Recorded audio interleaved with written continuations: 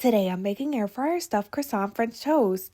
First I'm going to make the filling, so in a bowl I have 4 ounces of softened cream cheese. Next I'm going to add a half a cup of marshmallow fluff. Then I'm going to mix that up until it's combined.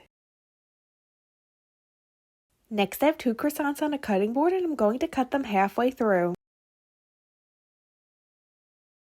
Next I'm going to fill each one with the cream cheese marshmallow filling.